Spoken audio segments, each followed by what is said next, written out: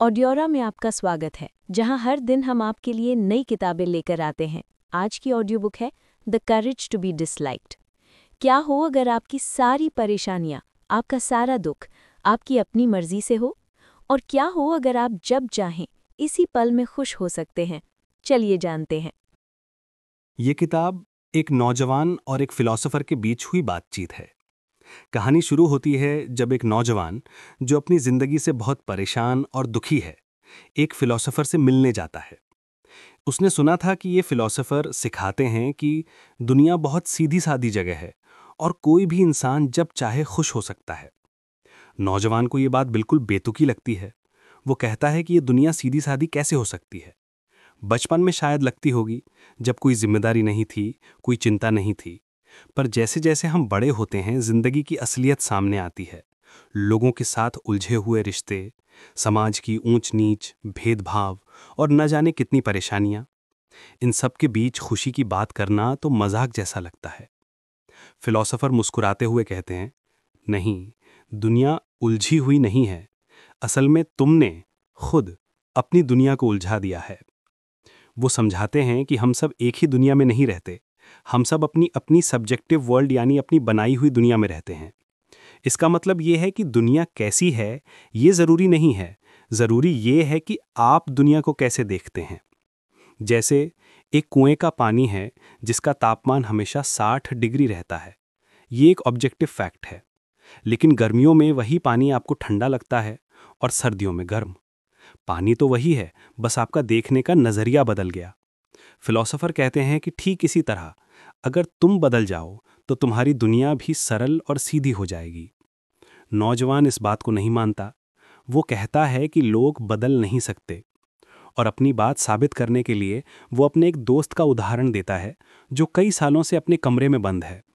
वो बाहर निकलना चाहता है, नौकरी करना चाहता है, बदलना चाहता है, लेकिन कर नहीं पाता। जैसे ही वो बाहर कदम रखता है, उसका दिल जोर जोर से धड़कने लगता है, हाथ पैर कांपने लगते हैं। नौजवान कहता है, ज़रूर उसके अतीत में, उसके पास्ट में कुछ बुरा हुआ होगा। शायद बचपन में उसके माँ बाप का बर्ताव या स्कूल में किसी ने उसे तंग किया हो। कोई ना कोई ट्रॉमा तो ज़रूर होगा जिसकी वजह से वो आज ऐसा है। यहाँ से फिलॉसफर एक ऐसी बात कहते हैं जो साइकोलॉजी की दुनिया के सारे नियम तोड़ देती है। ये सोच सिगमंड फ्रॉयड या कार्ल जंग की नहीं, बल्कि साइकोलॉजी के तीसरे महारथी एल्फ्रेड एडलर की है। फ्रॉयड की साइकोलॉजी कहती है कि आज हम जो भी हैं वो हमारे अतीत में हुए हादसों और ट्रॉमा की वजह से है। इसे कहते हैं इटियोलॉजी, यानी हर चीज के पीछे का कारण खोजना। लेकिन एडलर कहते हैं नहीं, तुम्हारा दोस्त बाहर नहीं जा पा रहा ऐसा नहीं है। असल में वो बाहर जाना ही नहीं चाहता और इसीलिए वो अपने अंदर डर और घबराहट पैदा कर रहा है। यानी उसने पहले अपने मन में एक मकसद बनाया कि मुझे बाहर नहीं जाना है, और उस मकसद को पूरा करने के लिए उसने घबराहट और डर के लक्षण खुद बना लिए। इस सोच को कहते हैं टेलियोलॉजी, यानी किसी घटना के पीछे का कारण नहीं बल्कि उसका मकसद देखना। नौजवान हैरान रह जाता है, क्या आप कह रहे हैं कि ट्रॉमा जैसी कोई चीज होती ही नहीं है? फिलॉसफर जवाब देते हैं, हाँ, एडलर की साइकोलॉजी में ट्रॉमा को पूरी तरह नकारा गया है। कोई भी अनुभव अपने आप में सफलता या असफलता का कारण नहीं होता। हम अपने अनुभवों के झटके से दुखी नहीं होते, बल्कि हम उन अनुभवों से वो मतलब निकालते हैं जो हमारे मकसद को पूरा करता हो। हमें हमारा अतीत नहीं, बल्कि हमारे द्वारा अतीत को दिया गया मतलब चलाता है। तो उस नौजवान के दोस्त ने अपने अतीत को क्या मतलब दिया? उसने मतलब निकाला कि मेरे माँ बाप ने मेरे साथ बुरा बर्ताव किया, इसलिए मैं समाज में घुल मिल नहीं सकता। ये सोच उसे एक मकसद पूरा करने में मदद करती है, बाहर न जाने का मकसद। अगर वो घर में बंद रहेगा तो उसके माँ बाप उस पर पूरा ध्यान देंगे, उसकी चिंता करेंगे और उसे खास महसूस कराएंगे। लेकिन अगर वो बाहर निकल गया तो वो आम लोगों की भीड़ में खो जाएगा जहां उस पर कोई खास ध्यान नहीं देगा। इसलिए दुखी और परेशान होने के बावजूद वो अनजाने में वही कर रहा है जो उसका मकसद पूरा करे। नौजवान को अब भी यकीन नहीं होता। वो कहता है, अच्छा मान लिया कि ये सब मकसद का खेल है, पर गुस्से का क्या? गुस्सा तो अचानक आता है। कल ही मैं एक कॉफी शॉप में बैठा था और वेटर ने गलती से मेरी सबसे अच्छी जैकेट पर कॉफ़ी गिरा दी। मुझे इतना गुस्सा आया कि मैं उस पर जोर-जोर से चिल्लाने लगा। इसमें मेरा क्या मकसद हो सकता है? फिलॉसफर समझाते हैं, तुम गुस्से की वजह से नहीं चिल्लाए, बल्कि तुमने चिल्लाने के मकसद से गुस्सा पैदा किया। तुम्हारा मकसद था कि वेटर तुम्हारी बात सुने, तुमसे माफी मांगे और बिना कोई सवाल किए तुम्हारी जैकेट का हर्जाना भरे। इस काम को जल्दी और आसानी से करवाने के लिए तुमने गुस्से को एक औजार की तरह इस्तेमाल किया। सोचिए जरा, एक मां अपनी बेटी पर जोर-जोर से चिल्ला रही है। तभी फोन की घंटी बजती है। फोन पर बेटी की टीचर है। मां की आवाज फोन उठाते ही बदल जाती है और वो बड़े अदब और तमीज से 5 मिनट तक बात करती है, और जैसे ही फोन रखती है वो वापस उसी गुस्से में अपनी बेटी पर चिल्लाना शुरू कर देती है। इससे क्या पता चलता है? कि गुस्सा एक औजार है जिसे हम जरूरत पड़ने पर निकाल सकते हैं और जरूरत खत्म होने पर वापस रख सकते हैं। यह सुनकर नौजवान परेशान हो जाता है। वो कहता है कि इसका मतलब तो ये हुआ कि मैं जो दुखी हूं, जो खुद को पसंद नहीं करता, ये सब मैंने खुद चुना है। फिलॉसफर कहते हैं, हां, किसी ना किसी मोड़ पर तुमने नाखुश रहना चुना है। इसलिए नहीं कि तुम बुरी किस्मत के साथ पैदा हुए थे, बल्कि इसलिए क्योंकि तुमने माना कि नाखुश रहना तुम्हारे लिए किसी तरह से अच्छा या फायदेमंद है। असल में हम सब अपना लाइफस्टाइल, यानी सोचने और काम करने का तरीका खुद चुनते हैं। तुम जो कहते हो कि मैं ऐसा ही हूं, मैं बदल नहीं सकता, ये सच नहीं है। सच ये है कि तुमने न बदलने का फैसला किया हुआ है। क्यों? क्योंकि जैसे तुम हो वैसे रहना ज्यादा आसान और सुरक्षित है। तुम जानते हो कि अगर ऐसा हुआ तो क्या होगा, लोग कैसे बर्ताव करेंगे, सब कुछ जाना पहचाना है। लेकिन एक नया लाइफस्टाइल चुनना, बदलना डरावना लगता है। पता नहीं आगे क्या होगा, कैसी मुश्किलें आएंगी। इस डर की वजह से तुम बदलने की हिम्मत नहीं जुटा पा रहे। फिलॉसफर कहते हैं कि तुम्हारी जिंदगी तुम्हारे अतीत या माहौल ने तय नहीं की है।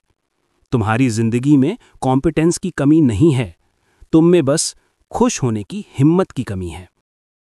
एक हफ्ते बाद नौजवान फिर से फिलॉसफर के पास लौटता है। वो कहता है, मैंने आपकी बातों पर बहुत सोचा, पर मैं अब भी उन्हें मान नहीं सकता।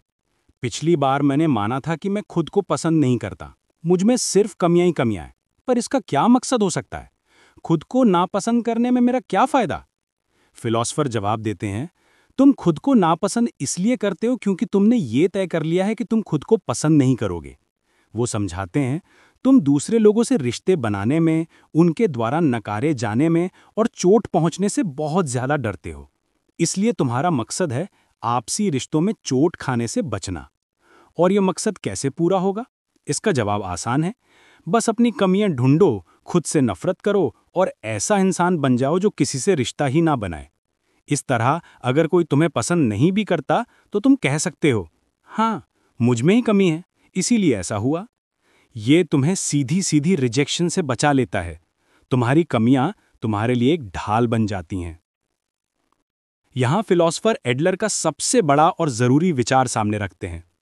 तुम्हारी सारी की सारी परेशानियां असल में आपसी रिश्तों की परेशानियां हैं। All problems are interpersonal relationship problems. नौजवान चौंक जाता है, सारी परेशानियां? ये तो बहुत बढ़ा चढ़ा कर कही गई बात है। फिलॉसफर समझाते हैं, सोचो जरा, अगर इस दुनिया में तुम बिल्कुल अकेले होते, कोई दूसरा इंसान होता ही नहीं, तो क्या तुम्हें कोई परेशानी होती? तुम्हारी कोई इन्फीरियॉरिटी यानी खुद को कम समझने की भावना, कोई अकेलापन, कोई चिंता, कुछ भी नहीं होता। ये सारी भावनाएं तभी पैदा होती हैं जब तुम खुद की तुलना किसी दूसरे से करते हो। जैसे तुम खुद को कम पढ़ा लिखा या कम सुंदर समझते हो, ये एक सब्जेक्टिव एहसास है जो दूसरों को देखकर ही आता है। अगर दुनिया में कोई और होता ही नहीं तो ये तुलना भी नहीं होती। एडलर कहते हैं कि फीलिंग ऑफ इन्फीरियॉरिटी यानी खुद को थोड़ा कम महसूस करना बुरी बात नहीं है। ये हम सब में होती है। यही भावना हमें आगे बढ़ने, बेहतर बनने की प्रेरणा देती है। जैसे एक बावर्ची है जो हमेशा सोचता है मैं अभी और अच्छा कर सकता हूं। ये एक हेल्दी फीलिंग ऑफ इन्फीरियॉरिटी है। लेकिन जब तुम इस भावना को एक बहाने की तरह इस्तेमाल करने लगते हो तो वो इन्फीरियॉरिटी कॉम्प्लेक्स बन जाती है। तुम कहते हो मैं कम पढ़ा लिखा हूँ इसलिए मैं सफल नहीं हो सकता, या मैं सुंदर नहीं हूँ इसलिए मेरी शादी नहीं हो सकती।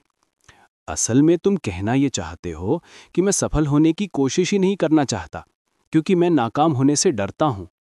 तुम अपनी कमी को अपनी नाकामी का कारण बताकर कोशिश करने की हिम्मत से बच रहे हो। और ये सोच आती कहाँ से है? ये आती है जिंदगी को एक मुकाबले या कंपटीशन की तरह देखने से। जब तुम जिंदगी को एक कंपटीशन की तरह देखते हो तो तुम्हारे आसपास के सभी लोग तुम्हारे दुश्मन बन जाते हैं। तुम हर किसी से खुद की तुलना करते हो, कौन जीता कौन हारा। जब तुम किसी को खुश देखते हो तो तुम्हें जलन होती है क्योंकि तुम उसकी खुशी को अपनी हार की तरह देखते हो। ऐसे में तुम कभी भी मन की शांति महसूस नहीं कर सकते क्योंकि तुम्हें हमेशा जीतते रहना होगा, हमेशा चौकन्ना रहना होगा। एडलर कहते हैं जिंदगी कोई कंपटीशन नहीं है, किसी से मुकाबला करने की कोई जरूरत नहीं है। तुम एक सपाट जमीन पर चल रहे हो जहां सब तुम्हारे साथ चल रहे हैं, कोई आगे कोई पीछे। वो तुम्हारे दुश्मन नहीं, तुम्हारे कॉमरेड यानी साथी हैं। तुम्हें दूसरों से बेहतर बनने की कोशिश नहीं करनी है बल्कि खुद के आदर्श रूप से बेहतर बनने की कोशिश करनी है। जब तुम लोगों को अपना दुश्मन समझते हो तो हर छोटी बड़ी बहस एक पावर स्ट्रगल यानी ताकत की लड़ाई बन जाती है। मकसद अपनी बात को सही साबित करना नहीं बल्कि दूसरे को झुकाना बन जाता है। और अगर तुम इस लड़ाई में जीत भी जाओ तो सामने वाला हार नहीं मानता, वो रिवेंज यानी बदले की भावना में चला जाता है। वो किसी और तरीके से किसी और जगह पर तुमसे बदला लेने की कोशिश करेगा। जैसे जिन बच्चों को उनके माँ बाप बहुत दबा कर रखते हैं वो अक्सर बड़े होकर गलत काम करते हैं या खुद को नुकसान पहुंचाते हैं। उनका मकसद क्या होता है? बदला। वो जानते हैं कि उनके ऐसा करने से उनके माँ बाप को तकलीफ होगी और यही उनकी छिपी हुई जीत होती है। तो जब भी कोई तुम्हें गुस्सा दिलाए, तुमसे बहस करे या तुम्हारी बेइज्जती करे तो समझ जाओ कि वो तुम्हें एक पावर स्ट्रगल के लिए उकसा रहा है।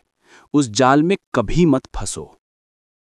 नौजवान को धीरे धीरे समझ आने लगता है कि वो हमेशा लोगों से खुद की तुलना करता रहा है, उन्हें अपना दुश्मन समझता रहा है और इसी वजह से वो कभी खुश नहीं रह पाया। फिलॉसफर कहते हैं कि इन सभी आपसी रिश्तों की समस्याओं से हम इसलिए भागते हैं क्योंकि हम अपनी जिंदगी के कुछ जरूरी काम यानी लाइफ टास्क्स का सामना करने की हिम्मत नहीं जुटा पाते। नौजवान अब एक नई दुविधा में है।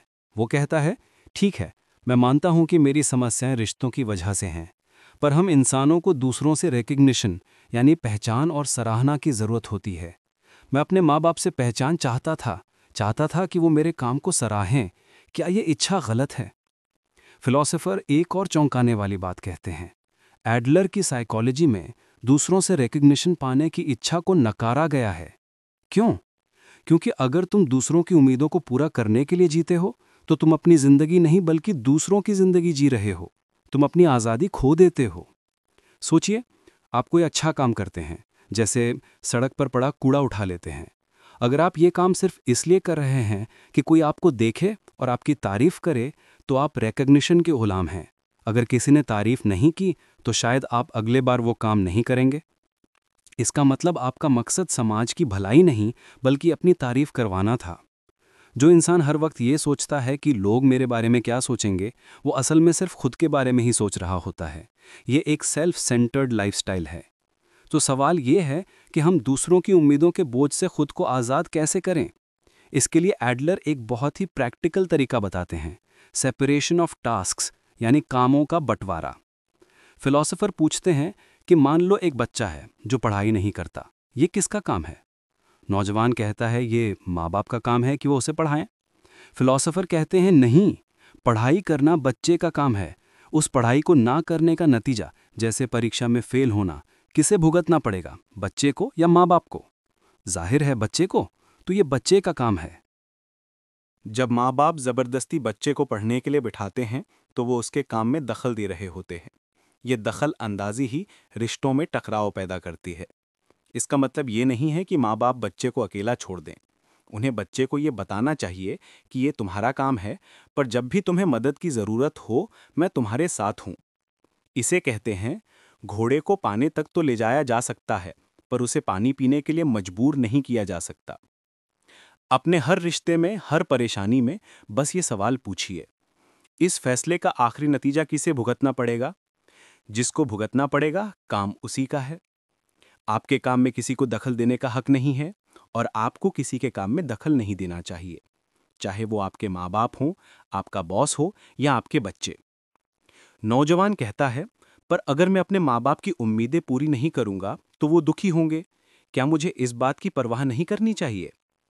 फिलोसोफर कहते हैं, तुम्हारी जिंदगी के फैसलों से कोई खुश होता है या दुखी, ये उनका काम है, उनकी भावना है। तुम्हें उसे कंट्रोल करने की कोशिश नहीं करनी चाहिए। अगर तुम हर वक्त इसी चिंता में रहोगे तो तुम कभी कोई फैसला अपनी मर्जी से नहीं ले पाओगे। यहीं से सच्ची आज़ादी का रास्ता खुलता है। एडलर के अनुसार सच्ची आज़ादी का मतलब है दूसरों के द्वारा नापसंद किए जाने की हिम्मत रखना। Freedom is being disliked by other people. इसका मतलब ये नहीं है कि आप जानबूझकर ऐसा कुछ करें कि लोग आपसे नफरत करें। इसका मतलब है इस बात से ना डरना कि आपके फैसलों से शायद कोई आपको पसंद ना करे। जब तुम ये सोचना छोड़ देते हो कि लोग मेरे बारे में क्या सोचेंगे, तुम आज़ाद हो जाते हो, क्योंकि लोग तुम्हारे बारे में क्या सोचते हैं ये उनका काम है, तुम्हारा नहीं। जो इंसान हर किसी को खुश रखने की कोशिश करता है वो सबसे ज्यादा गुलाम होता है। उसे हर किसी की उम्मीद पर खरा उतरना पड़ता है और वो कभी अपनी जिंदगी जी ही नहीं पाता। जब तुम अपने कामों को दूसरों के कामों से अलग कर लेते हो तो तुम्हारे रिश्तों की उलझी हुई गांठें सुलझने लगती हैं। तुम्हारे हाथ में तुम्हारी जिंदगी का कंट्रोल आ जाता है। तुम अब दूसरों की राय के कैदी नहीं रहते। अब नौजवान एक नई चिंता में है। वो कहता है, कामों का बंटवारा करके आजाद होना, ये सुनने में तो अच्छा लगता है, पर क्या ये एक बहुत अकेला और स्वार्थी रास्ता नहीं है? आप कह रहे हैं कि मैं खुद को दूसरों से इस तरह अलग कर लूं। ऐसे तो मेरे और दूसरों के बीच का रिश्ता ही कट जाएगा। फिलोसोफर उसे समझाते हैं कि कामों का बंटवारा रिश्तों का अंत नहीं, बल्कि ये तो एक नई और स्वस्थ शुरुआत है। वो कहते हैं, आपसी रिश्तों का अंतिम मकसद है कम्युनिटी फीलिंग, यानी समुदाय की भावना। इसका क्या मतलब है? इसका मतलब है दूसरों को अपना दुश्मन या मुकाबलेबाज नहीं, बल्कि अपना साथी समझना और समाज में अपनी एक जगह महसूस करना।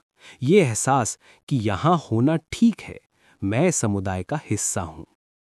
नौजवान कहता है, पर स्वार्थी तो आपकी ही फिलॉसफी बना रही है। फिलोसोफर इस बात को पलट देते हैं। वो कहते हैं, जरा सोचो, असल में स्वार्थी कौन है? वो इंसान जो अपनी आज़ादी के लिए फैसले लेता है, या वो इंसान जो हर वक्त यही सोचता रहता है कि लोग मेरे बारे में क्या सोच रहे हैं, मुझे पहचान मिलनी चाहिए, सब लोग मुझ पर ध्यान दें। जो व्यक्ति खुद को दुनिया का केंद्र समझता है वही असल में स्वार्थी है। वो दूसरों को बस अपनी ज़रूरतें पूरी करने का एक जरिया समझता है। वो ये नहीं सोचता कि मैं इस इंसान के लिए क्या कर सकता हूं, बल्कि ये सोचता है कि ये इंसान मेरे लिए क्या कर सकता है। हम अपनी जिंदगी के हीरो जरूर हैं, लेकिन हम दुनिया के केंद्र नहीं हैं। हम इस बड़े समुदाय का बस एक हिस्सा हैं। तो फिर ये कम्युनिटी फीलिंग कैसे हासिल की जाए? इसका रास्ता है हॉरिजॉन्टल रिलेशनशिप्स, यानी बराबरी के रिश्ते बनाना। दुनिया में दो तरह के रिश्ते होते हैं, वर्टिकल यानी ऊपर नीचे, जहां एक ऊपर होता है और दूसरा नीचे, और दूसरे होते हैं हॉरिजॉन्टल यानी बराबरी वाले। जब कोई बॉस अपने कर्मचारी की तारीफ करता है और कहता है, बहुत अच्छा काम किया, तो ये एक वर्टिकल रिश्ता है। इसमें तारीफ करने वाला खुद को ऊपर और सामने वाले को नीचे रखकर जांच रहा है। तारीफ और डांट दोनों ही एक तरह का मैनिपुलेशन, यानी दूसरे को कंट्रोल करने का तरीका है।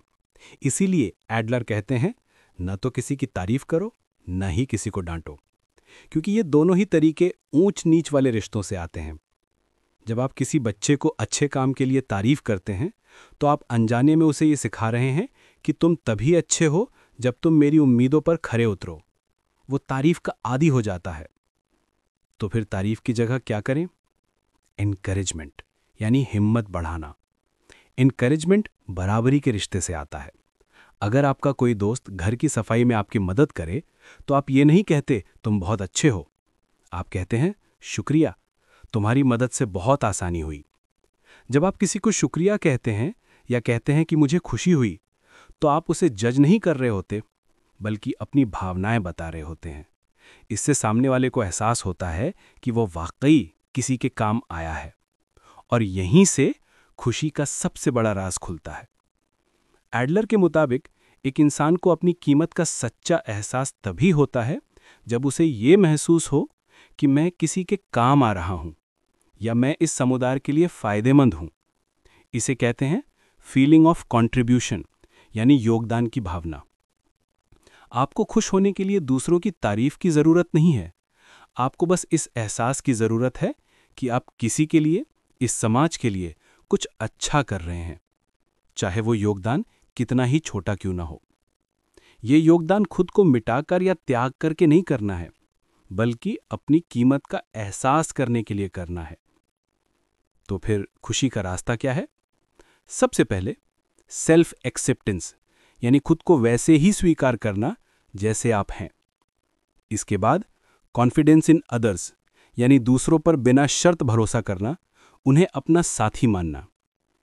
और जब आप दूसरों को साथी मानेंगे तभी आप उनके लिए कंट्रीब्यूशन यानी योगदान कर पाएंगे। और जब आप योगदान करेंगे तो आपको अपनी कीमत का एहसास होगा और आप खुद को और ज्यादा स्वीकार कर पाएंगे। ये एक साइकिल है जो आपको सच्ची खुशी और समुदाय की भावना की ओर ले जाता है। अब नौजवान लगभग हर बात मान चुका था, लेकिन उसके मन में आखिरी और सबसे बड़ा सवाल बाकी था। ठीक है, मैं खुद को स्वीकार कर लूं, दूसरों पर भरोसा करूं और योगदान भी दूं, शायद मैं खुश भी हो जाऊं, पर जिंदगी का मतलब क्या है? हम पैदा क्यों हुए हैं? क्या हमारी जिंदगी का मकसद बस इन छोटे मोटे रिश्तों की खुशी पाना ही है? इस सवाल के जवाब में फिलॉसफर जिंदगी को देखने का एक बिल्कुल नया नजरिया पेश करते हैं। वो कहते हैं कि हम में से ज्यादातर लोग जिंदगी को एक सीधी रेखा की तरह देखते हैं, जन्म से शुरू होकर एक मंजिल पर खत्म होने वाला सफर। हम सोचते हैं पहले अच्छी पढ़ाई करो, फिर अच्छी नौकरी, फिर शादी, और हमें लगता है कि हमारी असली जिंदगी उस मंजिल पर पहुंचने के बाद ही शुरू होगी। तब तक हम बस रास्ते में हैं। पर सोचो, अगर तुम कभी अपनी मंजिल तक पहुंच ही ना पाए तो क्या तुम्हारी पूरी जिंदगी बेकार हो गई? नहीं, एडलर कहते हैं जिंदगी एक रेखा नहीं बल्कि बिंदुओं की एक श्रृंखला है। Life is not a line but a series of dots. जिंदगी बस यहां और अभी के पलों का एक सिलसिला है। ना कोई अतीत है, ना कोई भविष्य, बस ये एक पल है। जिंदगी को एक सफर की तरह नहीं बल्कि एक डांस की तरह जियो। जब कोई डांस करता है तो उसका मकसद कहीं पहुंचना नहीं होता, उसका मकसद तो बस डांस करना ही होता है। हर एक कदम, हर एक पल अपने आप में पूरा है, कंप्लीट है। ठीक इसी तरह अपनी जिंदगी के हर पल को पूरी लगन के साथ जियो, जैसे कि तुम डांस कर रहे हो। पढ़ाई कर रहे हो तो उस पल में पूरी तरह डूब जाओ। काम कर रहे हो तो उस पल को जियो। किसी मंजिल पर पहुंचने की चिंता मत करो। अगर तुम हर पल को डांस की तरह जियोगे तो तुम कहीं ना कहीं पहुंच ही जाओगे। जब तुम यहां और अभी पर ध्यान लगाते हो तो तुम्हें अतीत के ट्रॉमा या भविष्य की चिंता की जरूरत नहीं पड़ती। तो फिर जिंदगी का मतलब क्या है? एडलर का जवाब है, आमतौर पर जिंदगी का कोई मतलब नहीं है। ये दुनिया युद्ध, त्रासदियों और मुश्किलों से भरी पड़ी है। ऐसे में कोई ये कैसे कह सकता है कि जिंदगी का एक तय मतलब है? लेकिन वो आगे कहते हैं, जिंदगी का जो भी मतलब है वो इंसान को खुद देना पड़ता है।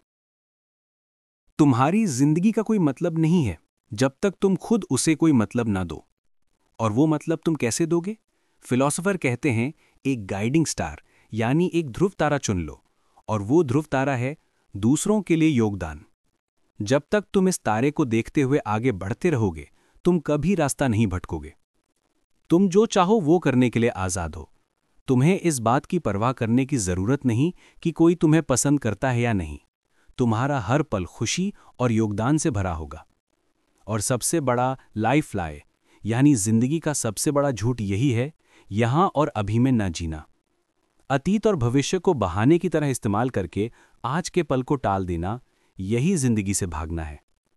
5 रातों की इस लंबी बातचीत के बाद नौजवान जब फिलॉसफर के घर से बाहर निकलता है तो दुनिया उसे बदली हुई नजर आती है, मानो सालों बाद किसी ने अपनी आंखों पर लगा चश्मा साफ किया हो। उसे एडलर के शब्द याद आते हैं, किसी ना किसी को तो शुरुआत करनी होगी। हो सकता है दूसरे लोग तुम्हारा साथ न दें, पर इससे तुम्हारा कोई लेना देना नहीं है।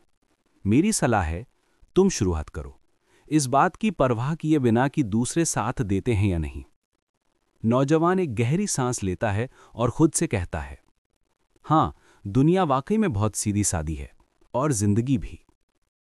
इस गहरी सोच के साथ हमारी आज की ये किताब यहीं खत्म होती है। याद रखिएगा, आपकी जिंदगी किसी और ने नहीं बल्कि आपने खुद चुनी है, और आप इसी पल में खुश हो सकते हैं। कल फिर मिलेंगे एक नई किताब के साथ। सुनते रहिए ओडोरा।